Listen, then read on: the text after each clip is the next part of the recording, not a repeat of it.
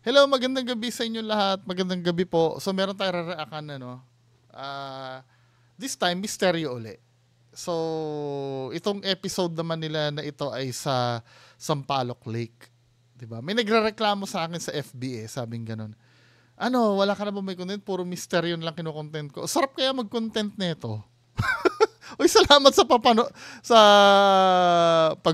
sa akin mga kababayan ko. Kahit na naiinis yung iba. Anyway, ito yung video na 'yon ano. So, reaction na natin 'to mga kababayan ko. Misteryo. Tinaguri ang City of the Seven Lakes ang San Pablo City, Laguna dahil ito lang ang natatanging lugar sa Pilipinas na may 7 lawa. At doon sa 7, ang pinakamalaki at pinakapopular ay ang Sampaloc Lake. Bukod sa pinakamalaking sukat, sinasabi nila na sa Sampaloc Lake lang din daw makikita ang bola ng apoy na bumubulusok sa alapaap. Ayos ng tao at ang lalaking itim. Pero yung ang pinag-usapan ba dito yung St. Elmo's Fire? Yung San Telmo. Sa science kasi, alam ko ano yan may explanation ng science diyan Napanood kaya sa History Channel. Ano yan? Phenomenon yan na hindi naman siya literal na apoy. Parang ball of energy siya. I don't know if it's kuryente or what I-search nyo lang History Channel yung sa St. Elmo's Fire. May pagkakataon nga sa loob ng eroplano nagpapakita yan Yang na yan Hindi naman siya paranormal daw. Phenomenon yan. May magagalit na naman sa akin. Hindi, i-search nyo. May ganong explanation dyan sa St. Elmo's Fire. Butang ulo.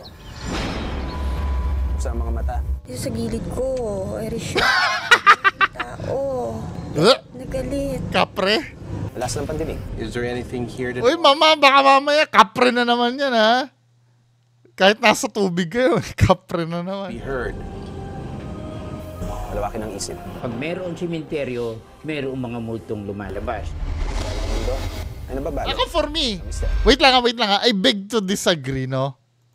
Yung sa, pag may pagka may sementeryo, may multo, sa akin kasi, bakit nagkakaroon ng multo sa sementeryo, dalahan lang naman yun ng patay. Diba? Pero pwede naman magkaroon ng multo sa sementeryo kung halimbawa, doon siya pinatay, may krimen na nangyari doon, diba? Doon siya binawian ng buhay. Pero yung nagmumulto dahil doon nililibing, I don't think so, no? Both spiritual tsaka logical sense, hindi ko nakikita na may creepy cemetery, oo. Yung kauna-unahan kong exploration sa cemetery, oo, nakakatakot. Kasi syempre yung iniisip mo na may mga patay doon, may maraming patay doon. Pero yung nakakatakot dahil paranormal, I don't know, 'di ba? Pero yun nga, logically speaking, ba't magmumulto doon? Anong business nila doon sa sementeryo? 'Di ba? Anyway, mga kababayan ko, pagpatuloy. Yan ang puntahan ng mga desperadong ghost hunter Pag wala nang mapuntahan, sementeryo na ang pupuntahan.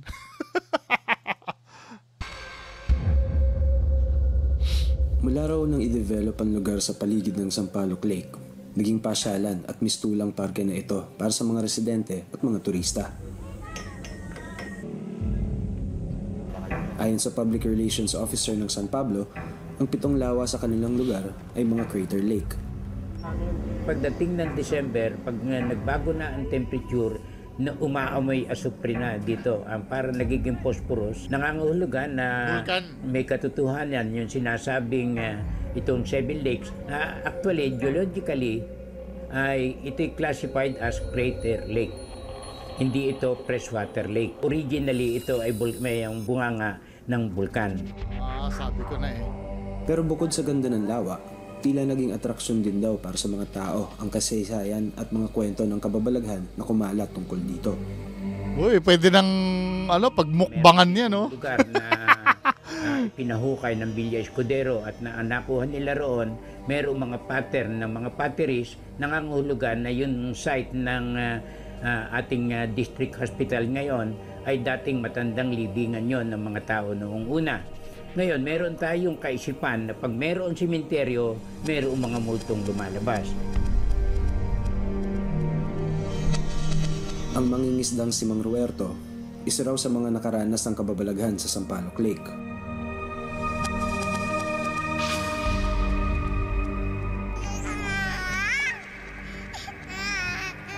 Minsan nanguhuli kami ng isda na siyang inabot ko, may uha ng uha. Hindi namin sila pinapansin. Basta diretso ang aming paghahanap buhay panguhuli ng isda.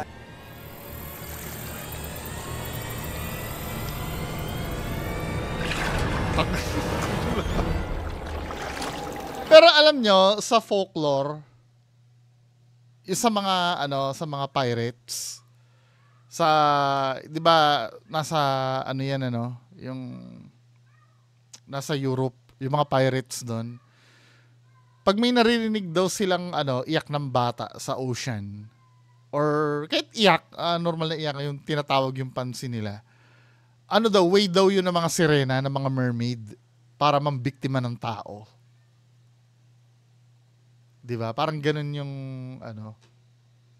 yung kanilang way para manguha ng tao. Tapos sa naman, may legend naman yung mga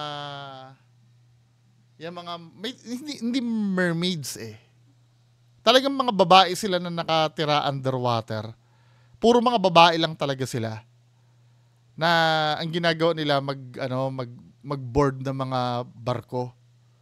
Tapos makikipag-sex sa mga tripulante doon. Tapos babalik sa sa tubig para dumami sila. Doon ako saan ko ba napanood yun? Aquaman ba yun? Pero yung kasama yun sa hindi naman urban legend, parang folklore yung mga ganon. May tawag doon yung mga Amazona sa ilalim ng mermaids din yata.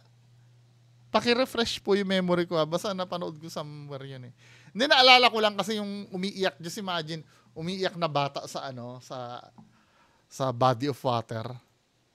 May kaibigan ako dito, nung tapos na siyang magpakain ng isda, nung pabalik na siya, nakita niya may nagtatanggal ng tali nung kanyang balsa. Ginilapitan niya, paglapit niya, nakita niya yung kamay lang, yung putol na kamay na parang hanggang dito lang. Ayos Kwento pa ni Dennis, ang puno na malapit sa lawa ang isang lugar na pinakaiiwasan ng mga residente tulad niya.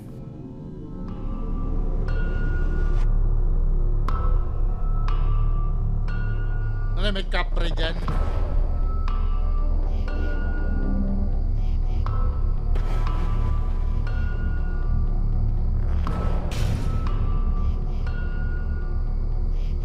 Minsang naglalakad siya doon, pabalik na dito sa kanilang bahay. Nakita niya yung naka-black na pugot ang ulo na yon na na nakatayo doon sa may puno. Iba naman daw ang nakita ni Mang Manuel sa naturang lugar. Hindi raw itim na lalaki, kundi animoy usok na nagmula sa lawa na unti-unting naghugis tao.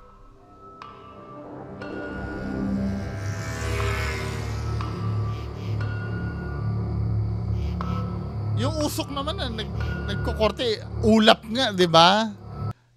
Ulap nga kung anong shape ang Kung literal na usok man 'yon, wala namang paranormal doon kung magkorting tao. Usok 'yun free form 'yun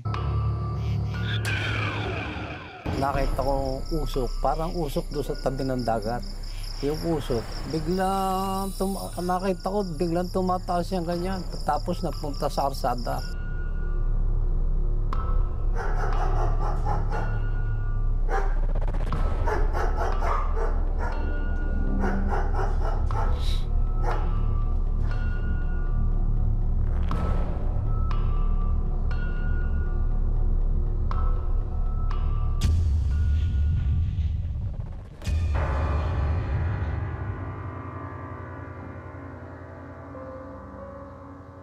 Kinilabutan ako. Tinitingnan ko maigi, yung usok na sumusunod sa akin, na galing doon sa tabi ng tubig, ay kawang sa kalsada na mataas.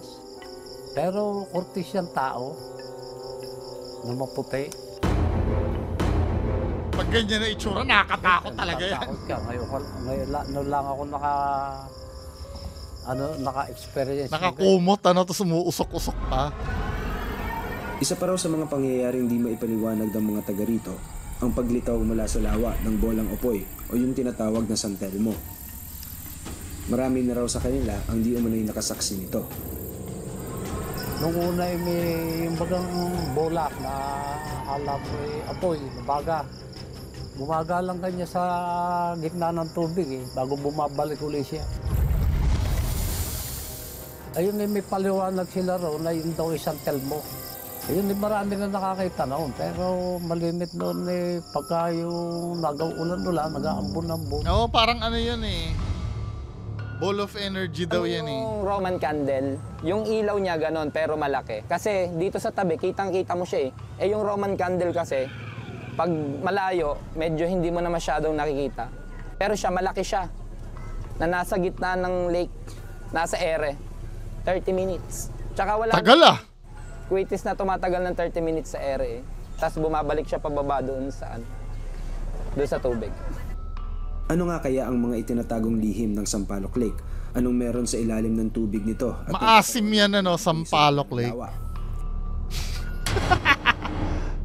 At sino o ano ang lalaking itim at ang puting usok na hugis tao?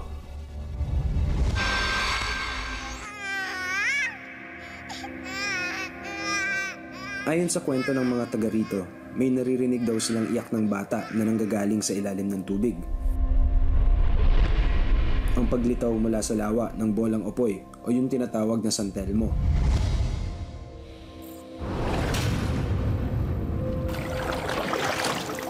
Minsan din daw may kamay na biglang lumitaw mula rin sa ilalim ng lawa.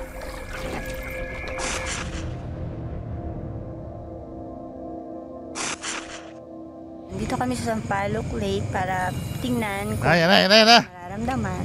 Obserbahan kung meron.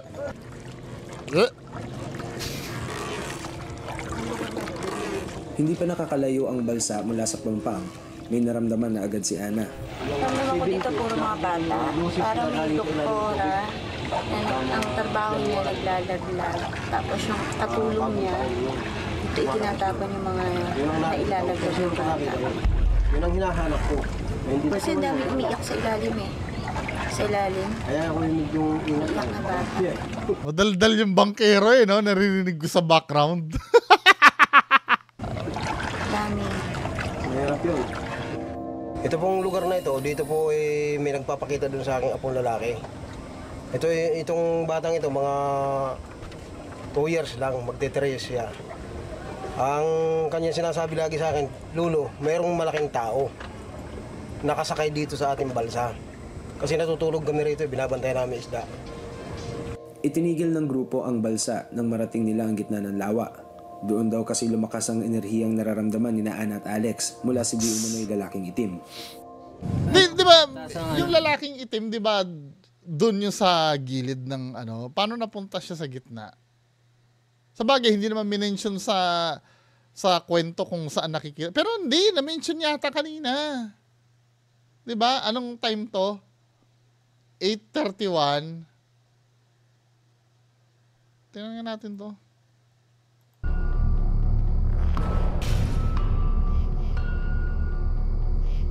Minsang naglalakad siya doon, pabalik na dito sa kanilang bahay. Nakita niya yung naka-black na pugot ang ulo na yon.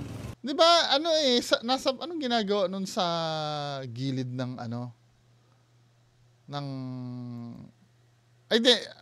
nasa gilid nakita anong ginawa nun sa gitna ng ng lawa?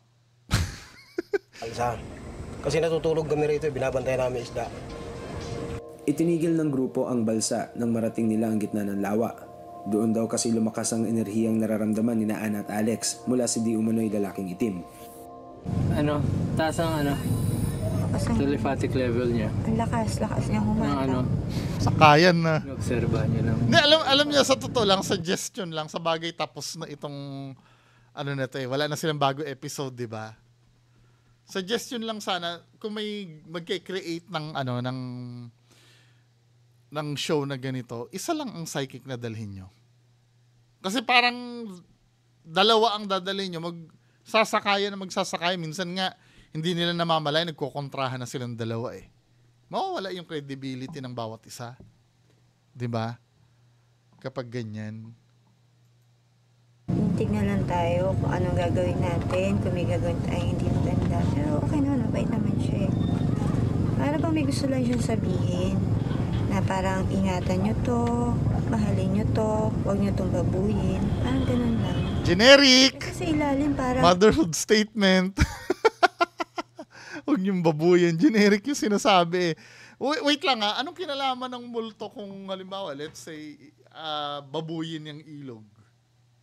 Di ba, Lisan, naiintindihan ko kung elementals, na nangangalaga dyan. Pero kung multo siya, tapos parang wag babuyin ng ilog. Parang, ang multo kasi more on personal business meron yun eh. Di ba? Hindi, at some point siguro nababastos din sila siguro kung halimbawa haunted na bahay tapos bababuyin mo yung haunted na bahay. Pero I don't think na yun ang main concern pag multo. Maliban na lang kung sa bagay, hindi elemental, pugot ang ulo eh. May elemental bang pugot ang ulo?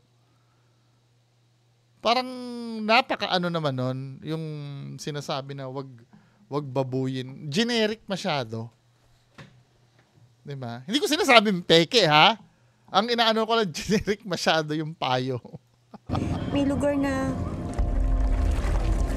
maliwanag. May parang bumubuka ng liwanag. Ay, Mamatay ba rito, Manong?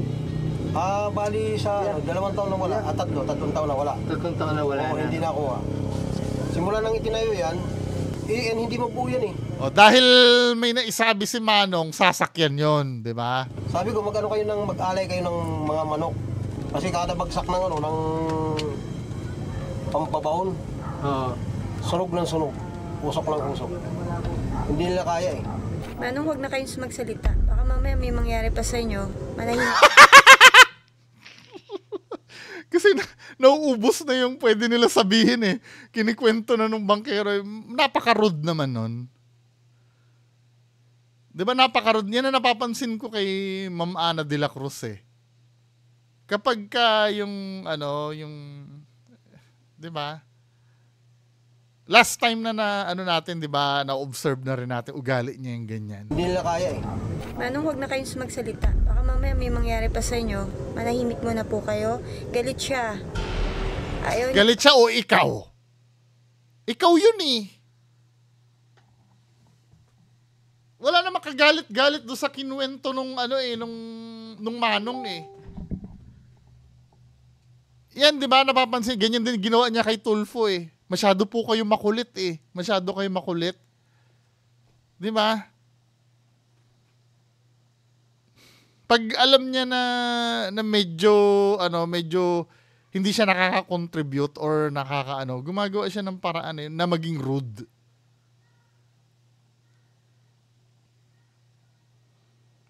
Kaya if ever man na gusto kong makakulab talaga to. Gusto kong maintindihan si Ma'am Ana. Hindi ko sinasabing gusto kong patunayan peke ha. Baka malay mo totoo nga naman. Pero gusto kong ma-size up ano ba talaga yung ginagawa nito. Pakailaman yung buhay niya. Pwede daw po huwag muna kayo magsalita.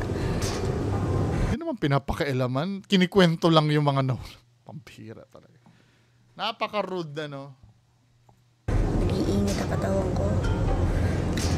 Dito sa gilid ko, Irish siya. Di siya na ngayon magkukwento ngayon. Malaking tao.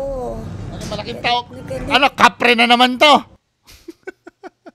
Addict siya sa malalaking tao eh. Hindi, nabwisit ako, sasabihin ko sa inyo yung totoo. Nabwisit ako doon sa pagiging rude niya doon sa mangingisda. Diba? Parang kabastusan yun, men eh. Unang-una, kung may aawayin yung mga multo dyan, ikaw dapat dahil ikaw yung hindi taga dyan. Diba? Ito si Mangingisda, matagal na dyan, malamang kilala na siya dyan kung may elemento man dyan yan. Masyadong hindi ko nagustuhan yun. Kung nagustuhan nyo yung attitude niyo, bahala kayo, pero ako hindi ko nagustuhan yun. Huwag daw natin siya pakailaman. Hindi natin pakailaman siya. Sabihin mo sa kanya. Sobrang galit niya. Nalalaki na ulo ko. Marami daw sila. Hindi lang daw siya nag-iisa, marami daw sila. Alex, tatabi siya sa'yo. Ayaw niya akong anuhin eh. Kaya mo siya. Nagtatawag siya. Ang dami nila. Parang merong lumulundag sa tubig. Kaya huwag daw tayo kikilos ang hindi maganda. May mangyayaring hindi maganda sa atin. Bago sila tuluyang kuyugin ng mga elemento, inilabas ni Alex ang kaniyang Tibetan Bell bilang depensa. Tama ka kasi. Maraming backup natin. Hindi ko wala. Kaya ako pinatunog yun. Kung marami sila, may pang-kontra rin ako. Tsaka Yung bigay kumbaga nga, pang stalemate yan. Para optyang muna kayo, hindi nyo alam kung anong gagawin ko. Tansin nyo, hindi ko inikot. Para lang sabihin sa kanila na meron ako nito, magkaibigan tayo. Curious ako sa sinasabi ng audience. Ano ba ang sasabihin ng audience dito? Naka-off yung comments eh. Pero kung gusto mong pakita natin na kung ano yung labanan, kung so to speak, pwede kong pakita sa Pero inyo. sabi nila, para doon bigay-pugay mo sa kanila. Pero kasi pagbibigay pugay din sa kanila yun. dahil hindi mo Sinakyan niya nung unang depensa, tapos biglang sinabi ni Ma'am Ana na pagbibigay pugay, sabay bawi si Alex na tinan mo. Kung ano yung labanan. Sinabi niya parang depensa niya, di ba? Then, So to speak. sinabi ni... Pero sabi nila, para doon bigay-pugay mo sa kanila. Pero kasi pagbibigay pugay din sa kanila yun. dahil hindi mo daw sila ginulo. Parang nagbigay ka lang ng sign na andito kami. Nandito kami, huwag Relax kang... kayo, huwag kayong gagalaw ng hindi maganda dahil hindi naman namin Oo nga. Parang ganun lang. Pero at the same time, ano yun, kumbaga nga, mutual respect. Para may mutual respect yan. Inalam namin kina Ana at Alex kung bakit tila nagalit ang itim na lalaki sa kanilang presensya. Ayaw na niyang, yung balikan pa yung mga nangyari. Kasi lahat na nangyayari dito, sa kanya daw sinisisi. Hindi naman daw eh. Kasi hindi lang naman daw silang nakatira dito. Hindi mo sabi itong angkan, 4 na angkan. Iba-iba klase raw sila nandito, hindi puro siya. Ang pakay lang nila, alagaan ng lugar. Alagaan lang to, huwag sa kanyang ibuntun lahat ang nangyayari. Ganon. Ayon sa alamat, ang Sampaloc Lake ay nabuo raw bilang parusa ng isang diwata sa mag-asawang nagmaramot sa kanya. Sa panig naman ng siyensya, ang nasabing lawa ay nabuo naman dahil sa paghalo ng magma at tubig nang sumabog ang bulkan sa ilalim nito. Tulad ng kanyang pinagmulan, meron din daw scientificong pamamaraan para mas maintindihan natin ang mga kababalaghan na nangyayari dito sa lawa. At ito ay ihatid sa atin ni Rob Rubin at Eric Cruz. Sunod naman pumalaot sa yung Eric na sinasabi ko. Rob at Eric.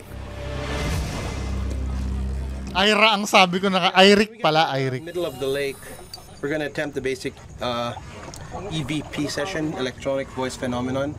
Basically, na ginagawa natin we'll record this in the middle of the lake and attempt to catch some sort of spectral details from that. So, more or less, we'll also use EMF as a backup. If it goes off in the middle of the lake, that should be a concern. Ngunit ayon naman kay Eric, hindi raw makatutulong ang electronic equipment sa pag-iimbestiga sa lawa. But middle of the lake would be a problem as well kasi ang tubig, it's highly conductive. Okay. So, tama. EMF might go off. It might, but at the same time, Tama. Yung pagtubig, di ba, nakakapag-conduct ng electricity. Inulit ko lang sinabi ni Eric. Totoo naman yon scientifically. water would be highly conductive, but at the same time, Also by limited. air, We'll see. electrical. I mean static. Static. Thunderous static. It's the rainy season. Mas mataas ang electrical discharge niya. Nasopla siya, no? That's a science perspective. So we'll see if anything goes off. Pagdating sa gitna ng lawa, sinubukan agad ni Rob kung may mababasa. Isa rin yung sa maganda ibig sabihin kapag ka naggumana yung EMF na yan, ito yung perfect example na hindi naman yun multo. 'Di ba? Katulad ng sinabi nung Eric. Alam ko yung Eric, 'di ba, may third eye din yun. Pero tama yung sinabi niya na baka mamaya misreading yung mangyari. Na kasi ganun kadalasan yun na nagiging habit nito ni Rob eh. Pag nag-trigger yung yung EMF sa kanya kasi spirito na agad. Meter. Just like what I expected, even though we're in the middle of the lake. Look, like, Eric, nothing. Nothing. It's not even going off. So, see the EMF meter, 0, nothing. So, let's go further. Nang walang ma-pick up ang EMF meter, ginamit naman nila ang EVP or Electronic Voice Phenomena Recorder. The lake. Ready, action. DR60 dapat,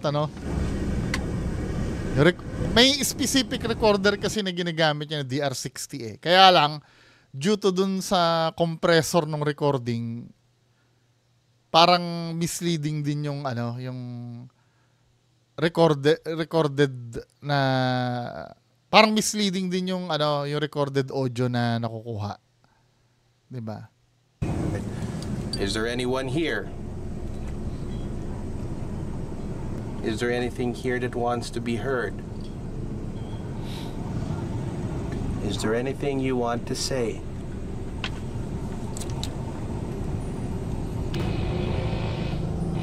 Hindi pa natatapos ang recording ng EVP, kapansin-pansin na may malalim na konsentrasyon si Eric.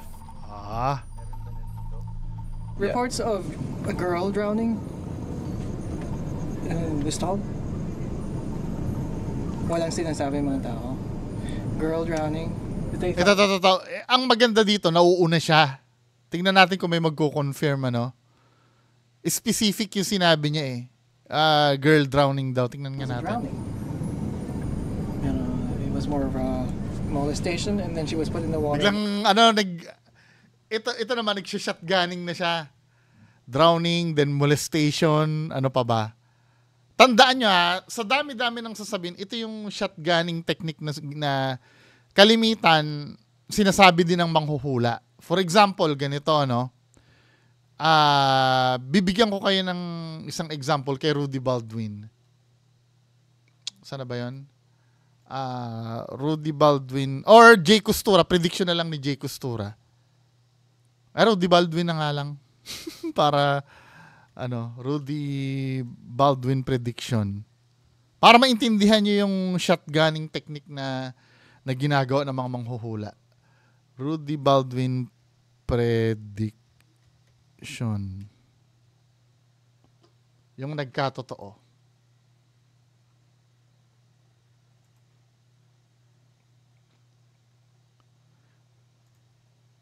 Ito bagal naman na itong saan ba yung gusto ko may mga screenshot.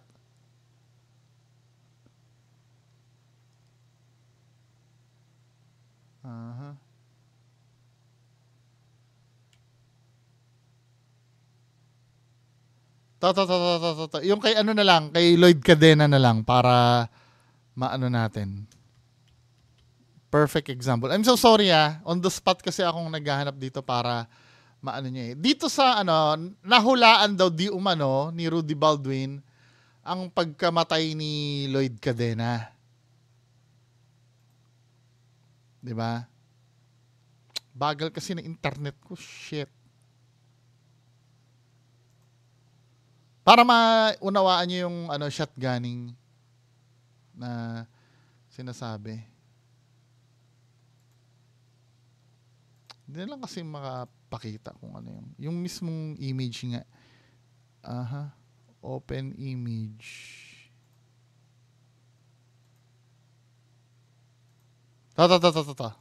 Sorry sa delay Hinanap ko pa kasi. Ito daw, di umano, nahulaan daw ni Ma'am Rudy Baldwin yung pagkamatay ni Lloyd Cadena. Dito natin malalaman na ito ay shotgunning. Sabi dito sa hula, December 7, 2019, posted vision para sa mga vlogger sa YouTube. Ang page na ito ay may 27 plus of blah blah blah blah. Yung mismo. Meron vlogger akong na vision biglang mamamatay dahil sa sakit. matatawag natin na cardiac arrest, 'di ba? Bigla itong aatakihin na lang, kaya mahalaga talagang pangalagaan natin ang mga kalusugan natin dahil hindi natin masabi kung anong kahinatnan sa sumusunod na oras. Buhay natin. Last time nakausap ko ang vlogger, muntik sila talaga maaksidente. Ano daw? Nga daw dalawa sila patay, pero okay lang sila. Isang magandang vlogger din ang ano daw? Magkakaroon ng aksidente, nakakalungkot. Buhay siya kaso matindi ang injured na dinanas niya. Kumbaga andyan dala-dala niya ang bakat ng trahedya. Kailangan maging maingat tayo. Ito no, dito sa prediction niya na to, may mga sinabi siya dito eh. 'Di ba? Vlogger muntik na maaksidente, bla bla. Hindi nagkatotoo 'yon dahil muntik nang naaksidente eh. Tapos may sinabi siya, may isang vlogger daw na maganda na magkakaroon ito ng aksidente. Nakakalungkot daw, buhay daw 'yon. Sabi nga nila si ano 'yan eh. Si yung isang maganda, anong name nun? Yung may pagka-foreigner ang ito, nakalimutan ko na. O kung sino man yun ano. Dahil hindi nangyari itong sa may magandang vlogger na to, nakalimutan nyo na yan. 'Di ba? Ang maaalala nyo na lang itong itong vlogger na namatay sa tinatawag nating cardiac arrest. Yun yung tumama. Ngayon, totoo bang si Lloyd Cadena yon? Pwede, pero wala namang tinukoy na pangalan. Pero dahil nag-match kay Lloyd Cadena yung nangyari, pwedeng siya yon. Nagigets yung ibig ko sabihin? Now, let's say, sabihin na natin na si Lloyd Cadena nga yon, yung namatay sa cardiac arrest. Paano itong vlogger na ma-aksidente daw pero buhay? Hindi nangyari. Nakalimutan nyo na. So parang ganito yung nangyayaring shotgunning ng psychic. I'm not saying na na fake ito si Eric. I'm not saying na fake ito, pero kadalasan ganyan. Impression si Eric. Tinan mo ha. Reports of a girl drowning? Nalunod daw na babae. Then Gustav? Girl. Sabi mga tao. Girl drowning, but they thought it was a drowning. It was more of a molestation. And lumipat siya sa molestation. Tinitingnan niya kung makakasagap siya eh. 'Di ba? Then she was put in the water, no more evidence. So wala pa ring nakuha, wala pa ring response siya nakuha na may ganon. O ngayon, paano 'yon? 'Di ba 'yun ang tinatawag na shotgunning? Pero pag halimbawa tumama doon, ay oo, meron nga ni-rape na na taga-tabing lawa diyan na babae. Yun na yung nahula niya, pero yung drowning na batang babae, nasa na yun? Makakalimutan nyo na yun. Ang matatandaan nyo lang yung nagkatotoo. Pero sa case na to, wala eh. Hindi nagkaroon ng kasagutan eh. 'Di ba? Wait, let me do my stuff. You were asking questions. That's what came up. Sinubukan din ni Rob kung may mararamdaman siyang kakaiba mula sa lawa. There's more than one thing in here, but they're not really too aware of one Psychic another. na rin pala ito. They all exist separately at different times. Sa kabila ng kanilang mga nasagap na enerhiya, sinabi ni na Eric at Rob na pawang mga thought impressions o bakas ng alaala lamang ang naabutan nila sa lawa. Kahit buhay pa, nakakalive pa rin na impression. So, this place populated former fishing area. So, marami talaga impressions na may iwan sa tubig, and water is one of the highly most conductive. It records a lot of memory as well. So, para siyang mataas ang psychic retention niya. When people look into the water, when people connect to the water, believe it or not, it actually receives whoever looks in. Abangan nyo yung plano namin regarding sa tubig na yan. Ayoko muna i-disclose ko ano yun eh. Diba? Baka pang Halloween special yun. Into it.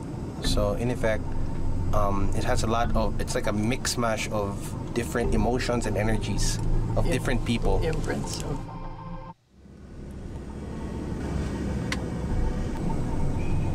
Is there anyone here? Matapos ang sinagawang EVP session ng paranormal investigator na si Rob Rubin sa Sampaloc Lake, Is there anything you want to say? pinasuri namin ang audio ng kaniyang nirecord.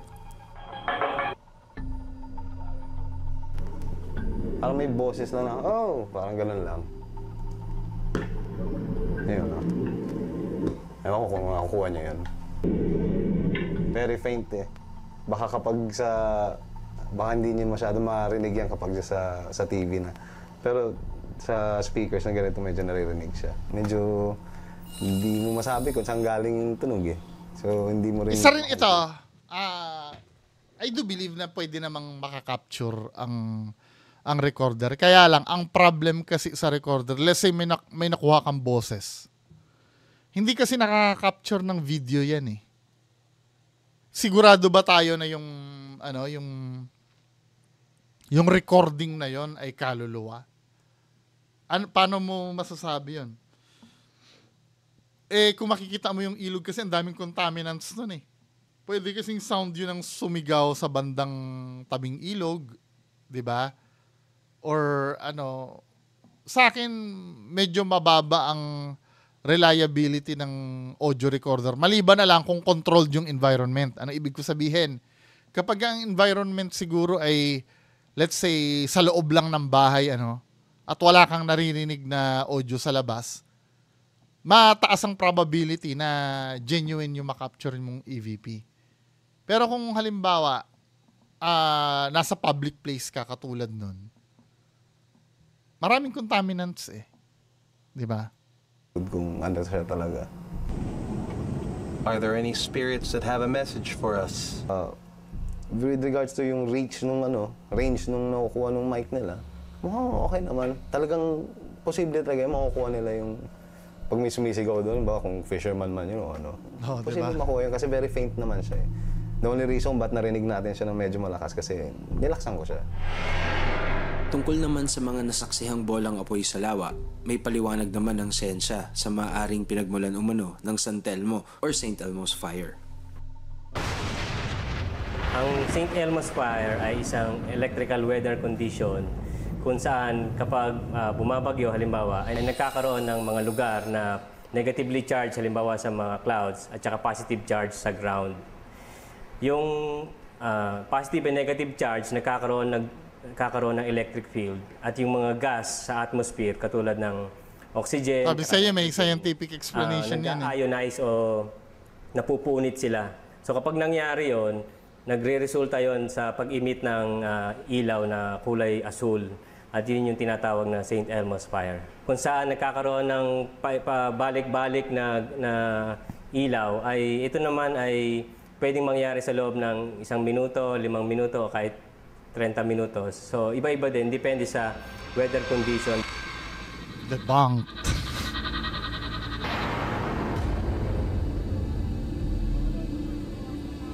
Ano ba bang mga sikreto ang tinatago nitong lawang to? Ako magda-dive si Dalanguyin natin yung paligid ng konti. Try to get an answer. We'll see what happens.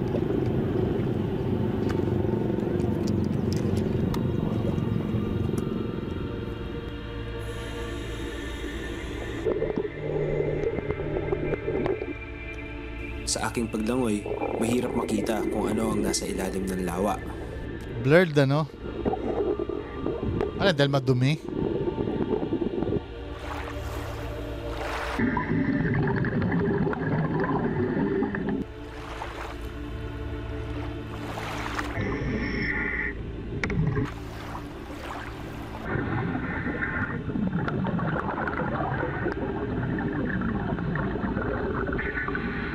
$72 feet daw itong part na to.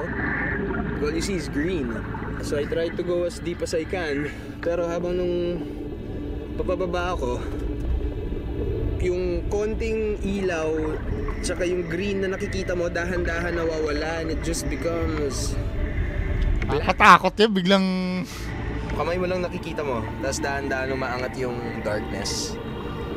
Kapraning. may malaking bibig